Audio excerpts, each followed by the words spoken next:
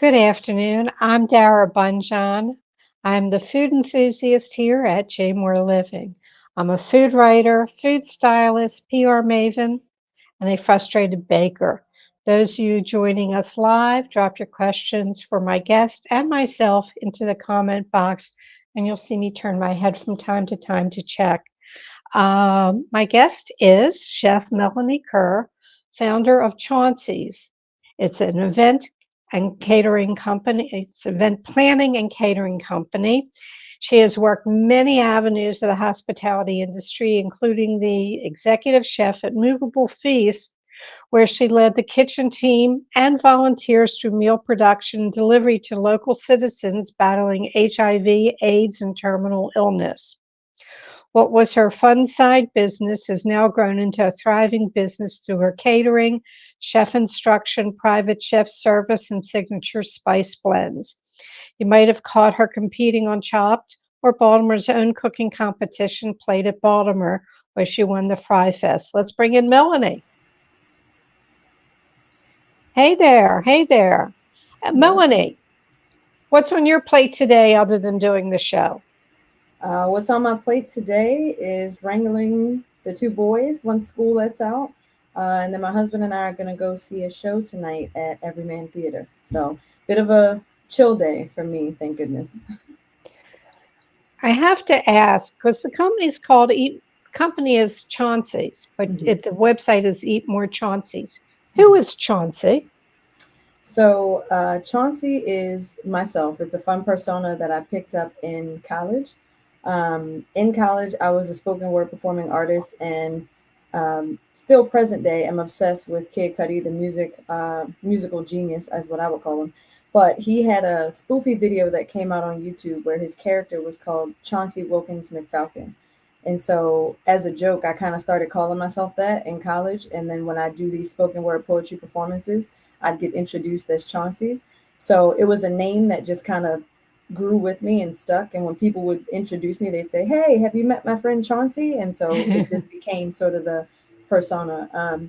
Eat More Chauncey's became the slogan because it's like that fun sort of tagline to it's like eat more chicken, eat more Chauncey's kind of thing. So Look, I understand. I thought I was being clever when I named my business Dara Does It because it was like who's on first, who's on, that theme. But unfortunately, it came across as something else. So, but I thought I was clever. Yours is much better. I want to tell people that we met probably 5 years ago, somewhere around there. I was at a tasting of a new menu at the Sheraton, and Chauncey was there with her husband, and I was just besotted by her. I think great personality, charming. So I'm glad that she could fit us in. She just had a busy weekend. What were you doing at a Hex Superette? Explain that. Yes. So the folks over at Hex Ferments that own the Hex Superette on York Road, they are some of my absolute favorite people for the work that they do. So what the kitchen takeover is that they invite different chefs to come into their kitchen with the task of using their fermented products, be it vinegar, kraut, kombucha, etc., to create a menu that both features their krauts and highlights that particular chef's area of expertise. So the one that we did this past Saturday was actually my second kitchen takeover with them. We did one in the fall of last year that was really good. And then the one we just did was on St. Patrick's Day. And I had the very fun task of coming up with a St. Patrick's adjacent sort of menu, not necessarily your pub food, but like things that were green or had some gold or had like, those notes to St. Patrick's Day. Well, I know that it was exhausting because I saw your Facebook page. You went, where do you find your inspiration for your food? I mean, what moves you? Where does it come from? This is a fantastic question. My inspiration comes from a few different places. My first inspiration is like my mom, my grandma, my sister. Those are the folks who were really just like instrumental in my understanding of food. My grandma, I would say, largely is the reason why I appreciate going out to eat and having dining experiences, because growing up, when we went to grandma's house, she wasn't really cooking. She would take us out and we'd be experiencing, different restaurants and atmospheres and ambiance and all that sort of stuff. My mom definitely cooked all the time growing up, and she made some of my, still to this day, favorite things to eat, things that they don't teach you in culinary school.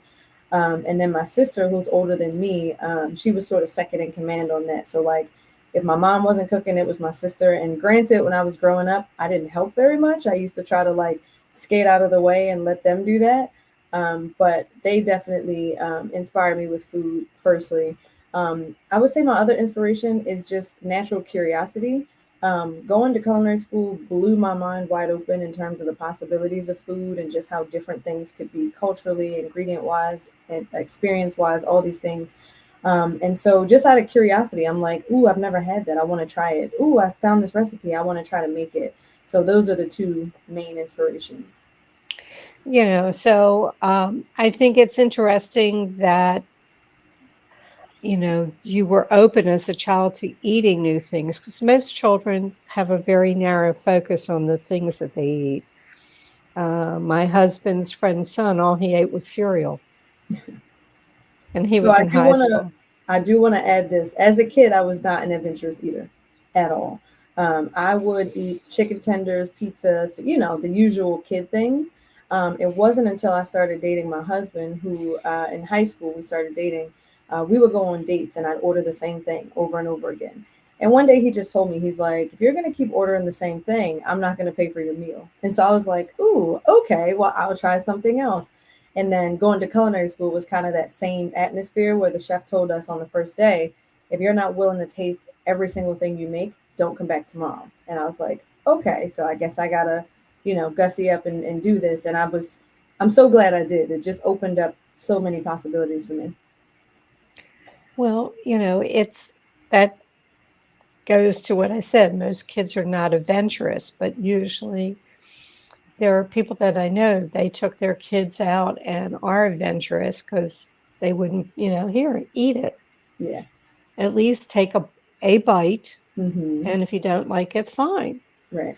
So, yeah, I find that that's, the way with most families.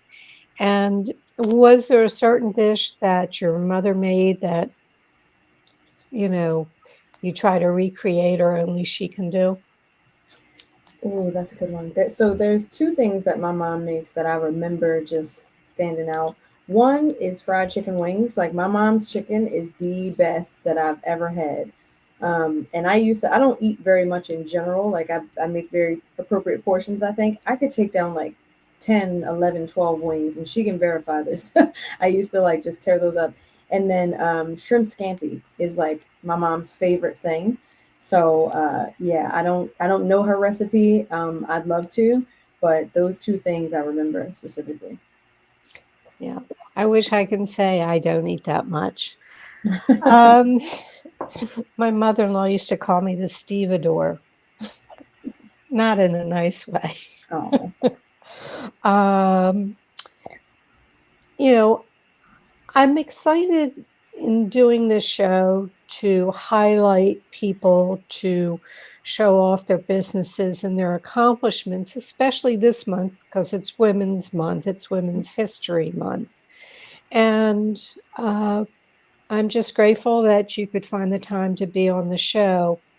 I want to talk about, okay, you do catering, event planning, cooking classes, and spices. And since I sort of have a spice background, I want to go talk about your spices. What was the inspiration to do that? And tell me about the spices. I think there's 6 different blends that you have. yeah. So the inspiration for spices came out of need. So during COVID, with the government and the world sort of shut down, we were not able to get out and host events or cater events. People weren't necessarily inviting us into their homes a lot to host things. And so I asked myself, what could we do to remain relevant, still get our flavors in front of people without being able to actually host things. And during COVID, everybody was a home cook. Everybody was cooking from home, and everybody was looking to, figure out how they could spice up their usual meals and things like that. And so my very first spice blend was our blackened seasoning, which is the spice mix that I made when I competed on Chopped for the entree round. That was the first one that I just kind of mixed up because I knew it, and I was like, we'll just kind of put it out and we'll see, what happens. My mom actually bought the very first bottle, and then we were getting orders from Instagram. People were like, "Oh my God, gotta have it, gotta have it." So we started like bottling and shipping those out. And then I thought, okay, well, we should offer, more than one blend. And so I Right. drew inspiration from my time at Movable Feast, where I created a salt-free paprika garlic blend that we used to mail out to clients. And I took that and kind of tweaked it and made my own smoked paprika garlic all-purpose seasoning. And in addition to that, when we made the Sazon seasoning, which is like a South American Spanish inspired blend. So that Right. those three made our original set, which was the Essential Blends pack. And we sold those with much success for like a year and a half or so. And then we decided to expand the line one June for Father's Day. We created the Sweet and Smoky Barbecue Blend. And then we got a lot of requests at the farmers market that we do where folks were like, "Do you have a chicken seasoning? Do you just have something that we can just put on chicken?" So we created our chicken seasoning. And then lastly, we created the Caribbean jerk. And those three make the perfect protein pack because those are like, ideal for proteins, grilling, cooking out, things like that. So that is how we got to be where we are. And those are the six. I'm curious, by any chance, is Vans private labeling for you? Say that again. I was wondering who your packer was, if it was Van Spices. No. So right now it's in-house. That's where we're doing all of the packaging. Oh, okay. I was just curious because they were known for, I used to work for them and they do a plethora of private label. They used to do Martha Stewart, they did a number. So just out of plain curiosity. You mentioned Movable Feast, and I mentioned it in your bio. And being there, I think you were there 7 years Yes. as their executive chef. Hmm. Now, people who were battling terminal illness, HIV, AIDS, etc., had certain dietary, you learned probably a lot about dietary restrictions. Yes. Because I found that your website, I'm jumping around a bit, you offer saying whatever your dietary restrictions are, we can accommodate it. Hmm. And not many caterers can do all that. And I was curious, which you sort of answer, a lot of that came from your time at Movable Feast. Was there any other walkaways from working at Movable Feast that, are important to you? Yeah. I learned so much in just 7 years there. I do want to just reiterate what you said about the knowledge that I gained for special diets and being able to accommodate a wide range of dietary preferences, restrictions. At Movable Feast, we service the diabetic diet, renal, soft diet, no seafood, no red meat, just to name a few of those. And even beyond that, we're able to cater to vegan, vegetarian, gluten free, all those sorts of things. And mostly because I intentionally want to cast a wide net. I want to be able to service any and all people who may need our services. But other takeaways from Movable Feast, just the community support for that organization really made it worth it to get up and go to work every day.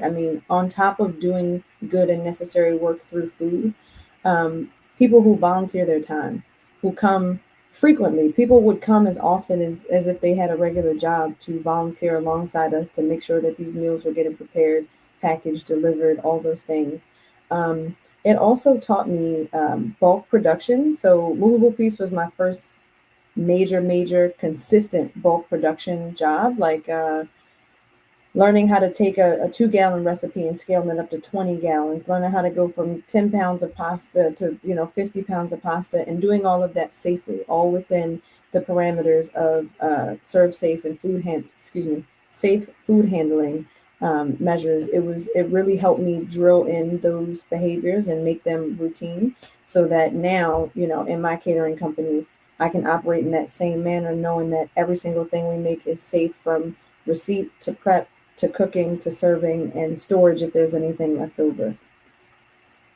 Well, I want to tell people that you have 2 degrees, one from Rochester Institute of Technology and also the Cordon Bleu in California. Mm-hmm. When you were in when you were in California, is that when you did the work at Coachella? And for Yes. those who don't know what Coachella is, it's an annual music and arts festival held in April in Indio, California, which is near Palm Springs out in Mm-hmm. the desert. And it's sort of like Woodstock for this generation. Yeah. Crazy living intense. Tell me a bit about that experience. Oof. Well, Coachella is hands down one of my most favorite food adventures, and I'll call it an adventure, not an experience, because it was something that, like, I didn't know what I was getting myself into, and when I got there, it was way more than I could have imagined it would be.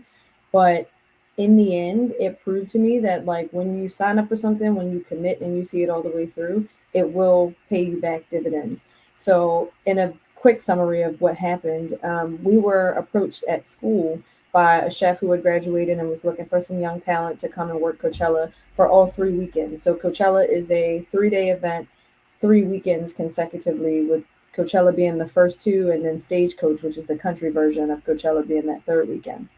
So there had to be over 100 of us who signed up to do this.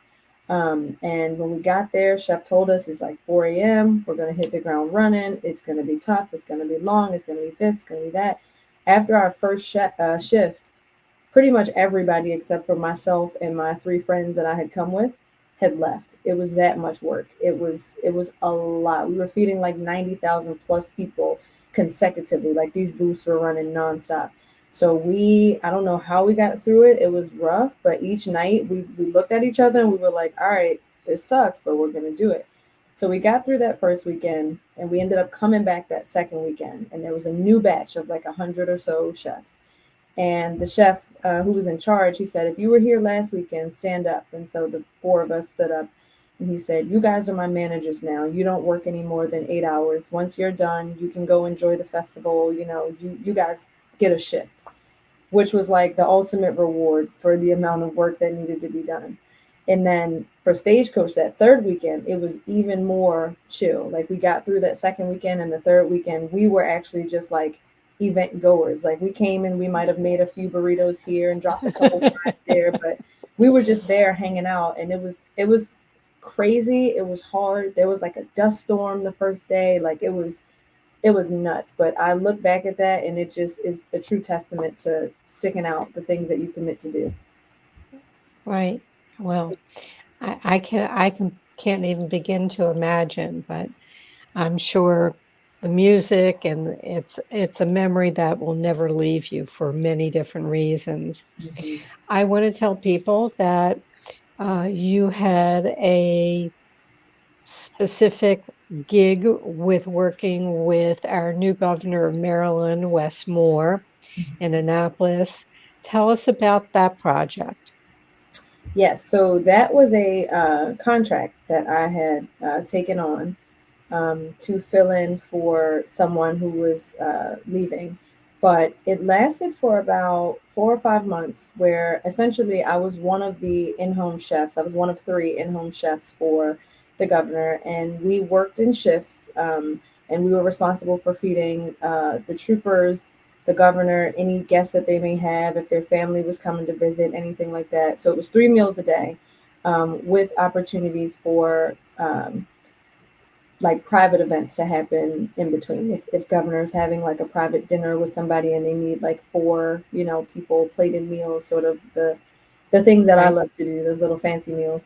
But it was a great experience overall. I mean, when I first started, I wasn't necessarily sure if it was a good fit for me and how I would do, because I've never been in that type of position where you're like you're essentially waiting on those people. Like you have to have food ready for them. If they have a request, you have to fulfill it.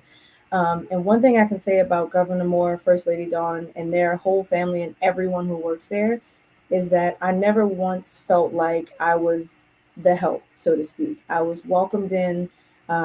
The governor came right in, walked right up to me. We had a whole conversation. He was very personable, very down to earth, very open to trying whatever was on the menu, which was my favorite thing. I'd say, "Oh, what do you want to eat?" And he's like, "Well, what are you making?" Like, "I'll eat anything." Like, and that for the most part, that was incredibly true, which was really nice.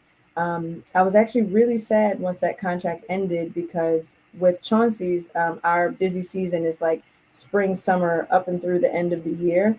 And so we were starting to pick up to a point where, I had to kind of step away from that so that I could focus here.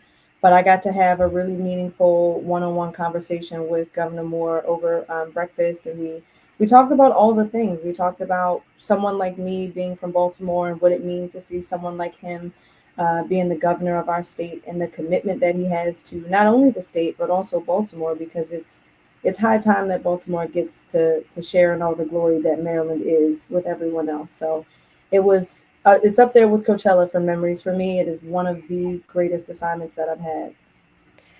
Well, that's beautiful, all that Baltimore is. People, unfortunately, there's so many great sides to Baltimore, but unfortunately, news likes to carry the bad stuff. Yeah. And we have a growing entrepreneurship city Hmm. with Black women, Hmm. Black men that is growing. That's amazing, amazing. Yeah. Um, and I've gotten to work with, Kat Smith. Kat's been on the show, and you went to Poly. She Hmm. went to Poly, and it's just, I'm so excited and happy to see this blossoming and the growth and what it's bringing to the city. So, Yeah. people, don't put Baltimore aside. It really offers you so much beyond crab cakes. Believe me, there's so much more than crab cakes. Totally. Um, what's on your upcoming calendar that has you excited?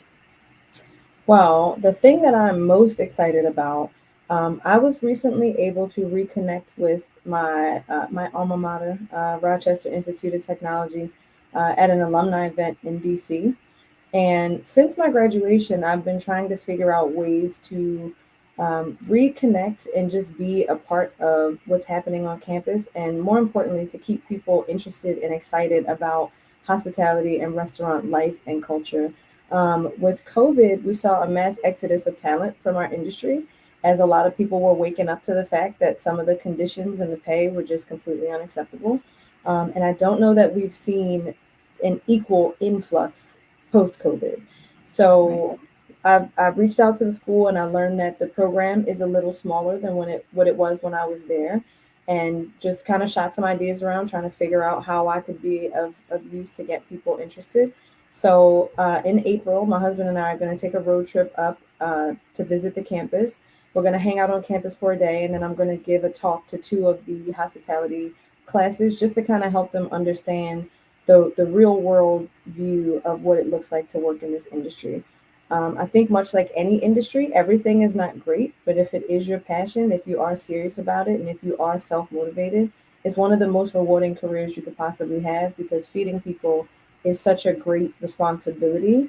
And it's to me, it's the most important way to be of service to humanity. Like, we all have to eat, so why not make it a memorable food experience? So that is what I'm excited about. I'm really hoping to motivate some people and have some good dialogue. That sounds great.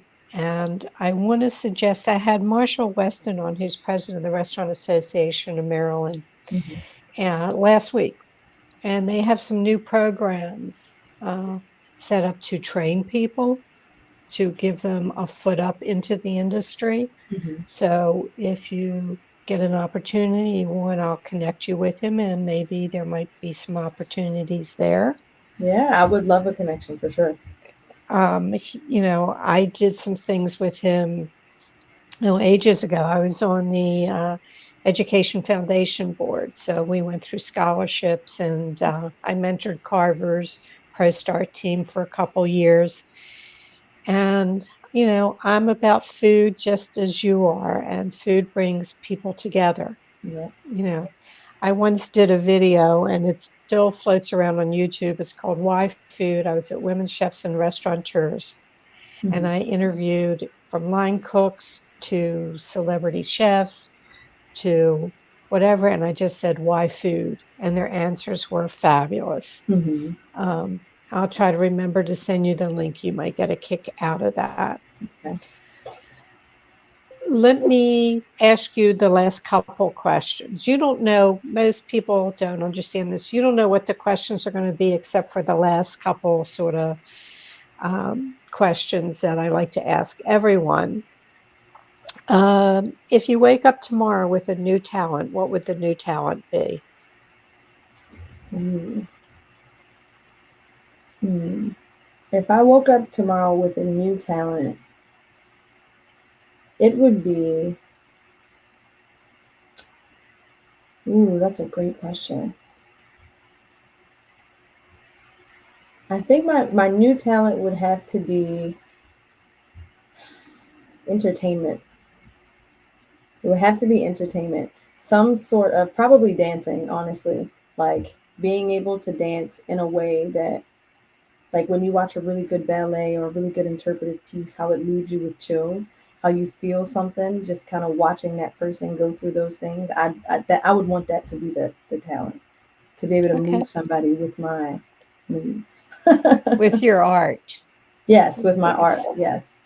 You move them with food. Mhm. You move them with your poetry. Mhm. And now you want to move them with dance. Yeah. If you could go back and give your 18-year-old self a piece of advice, what would it be? To my 18-year-old self, my piece of advice would be everything you're doing has a purpose. Uh, Everything that's happening to you is for a reason, and keep doing exactly what you're doing. Terrific, terrific. What was your ultimate culinary fail? Ultimate culinary fail. Okay, my ultimate culinary fail was thinking that I could own a restaurant by 25. I think I'm one of those chefs that came up in that era when like the celebrity chef thing was like really, really, we all of us were thinking you go to school and you're just an executive chef. That's just what happens. So when I went to Le Cordon Bleu in LA, I was like, oh, as soon as I graduate, I'm just going to open a restaurant. Everybody's going to love me and it's going to be great. And then I started to learn what it takes to own a restaurant and learn that it's more than the food, it's the numbers, it's the sanitation, the people, the HR, the marketing. Like, yeah, that was a fail. That was not going to happen. Well, it really wasn't a fail because you realized that you couldn't do it. It Yeah. takes more. What was the best bite you've had all week? Best bite I've had all week. The best bite I've had all week were the Thai chicken sliders that were created on the Hex Soubrette menu Saturday. The fun part of these events is that whatever's left over, we just get to eat. And this particular naan bite, it's an original recipe. It's one of the ones that I'm so very proud of. It's a Thai spiced ground chicken patty. So it has like that like slow heat to it and all that good stuff. It's on a warm garlic naan bread. It has cilantro, pickle veg that we make, and a peanut sauce. And that's been the best bite all week. Like I ate it and I was like, not to toot my own horn, but like this is really, Right really. on. And before I forget about it, everybody who've watched the show know, but the website is eatmorechauncey's.com, and that's up in the comments section. Facebook, Instagram, Eat More Chauncey's, plural, Mm-hmm. Eat More Chauncey's. So check it out, check out her spices. And my final question to you, Melanie, is what didn't I ask you that I probably should have? Hmm. What didn't you ask me that you probably should have? What is my favorite thing to eat? What is your favorite thing to eat? My favorite thing to eat is the the 15 course omakase menu at Sushi Lab, Chemistry Lab. Excuse me, Chemistry Lab. I'm fudging my words. Chemistry Room by Sushi Lab. I'm picturing it in my head. That's why I'm all tripped up. So, Chemistry Room by Sushi Lab in New York, 15 course omakase, Japanese style sushi menu. It changes seasonally. Every single bite is fantastic. It's very clean. It's fish. It's rice. It's It is an fresh. experience for sure. It's fresh. The chefs are right there to answer any questions you may have. The drink menu is outstanding. That is my favorite thing. I will spend all my money at that place. Okay, well, hopefully you'll make some more money. Yeah, And I want to thank you so much for taking time out on your day off to go pick up the kids, go enjoy the theater. So thank you so much. And wishing you the best of the holiday season, continued success. And I hope to see you in person somewhere sometime soon. Thank yeah. you. Thank you. Thank you so much for asking me to come on. I really appreciate it. My joy. Absolutely. All right, everyone. Let me tell you about next week's show. My guest will be Lois Gammerman, President and CEO of Soft Stuff, specialty food distributors, known for their quality curated collection of specialty foods, soups, desserts, pastries, and baked goods. And they have expanded their collection to include top quality beverage items. I saw them at the Ocean City Restaurant Motel Hotel show. And there are a lot of new items and new flavors out there that we're going to be talking about. And the success that Lois has had opening up this business and how much it's grown. So do tune in next week. If you need to reach me, you can reach me at food@jmoreliving.com or Instagram at Dara Cooks. All shows are immediately archived in video form on JMOR's Facebook and jmoreliving.com. Feel free to dig into our video archives of our past shows. We truly appreciate it when you share our show with friends and family. May your plates always, always remain full. Hope to see you next Thursday.